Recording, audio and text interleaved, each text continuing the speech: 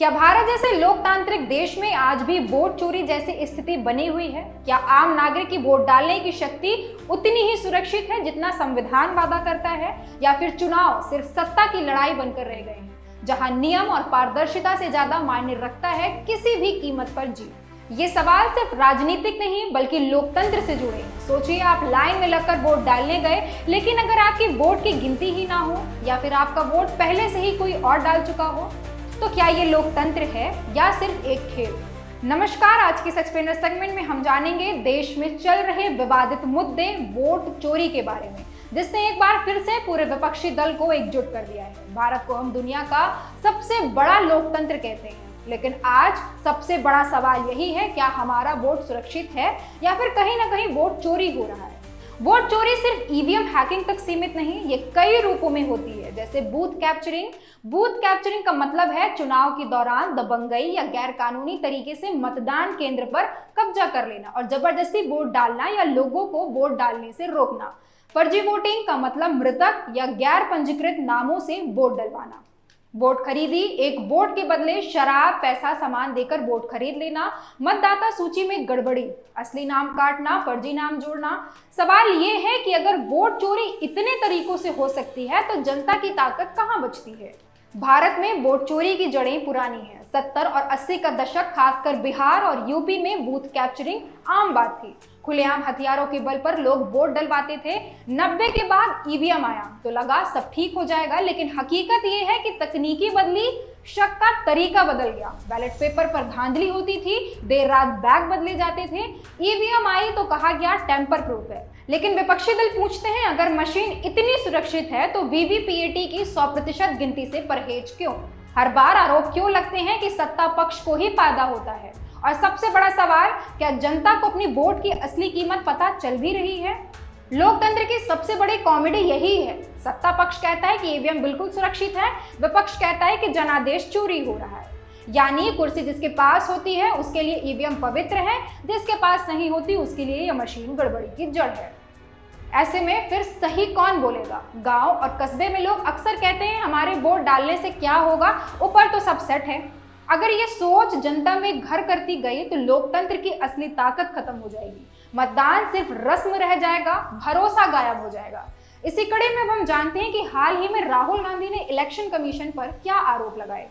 कांग्रेस के नेता राहुल गांधी ने 2024 और 2025 में कई चुनाव में मतदाता सूची में गड़बड़ी, फर्जी वोटर और अचानक वोटर जोड़ने और घटाने के आरोप उठाए हैं। मध्य प्रदेश, महाराष्ट्र, बिहार, हरियाणा आदि राज्यों में भी यही हाल है।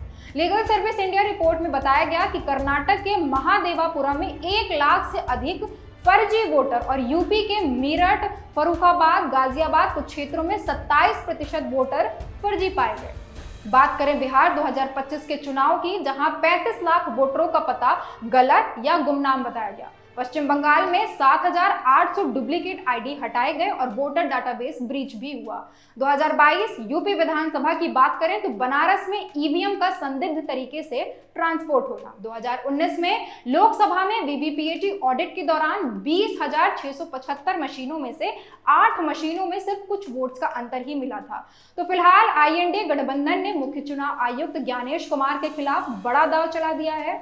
अब जानते हैं चुनाव आयोग कितना स्वतंत्र है। भारत का चुनाव आयोग दुनिया का सबसे मजबूत संस्थान माना जाता है, लेकिन हाल के वर्षों में उस पर भी पक्षपात के आरोप लगे, क्योंकि भारत में election commission of India vote चोरी को लेकर इस साल कोई स्पष्ट रिपोर्ट नहीं जारी किया। इलेक्शन कमीशन ज्यादातर मामलों में चुनावी मर्यादा या अन्य शिकायतों के आधार पर कार्यवाही करती है, लेकिन वोट चोरी जैसे आरोपों का कोई वार्षिक डेटा उपलब्ध नहीं है।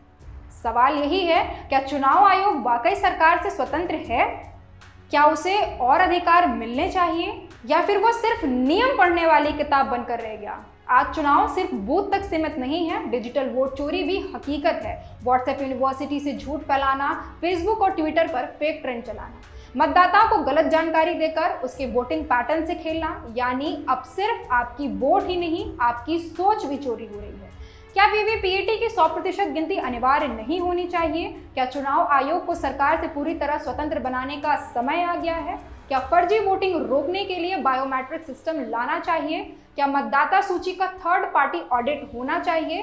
क्या सोशल मीडिया की झूठी खबरों पर कड़ी लगाम जरूरी है? और सबसे बड़ा सवाल, अगर जनता को भरोसा ही नहीं रहा तो लोकतंत्र किसके भरोसे जिंदा रहेगा?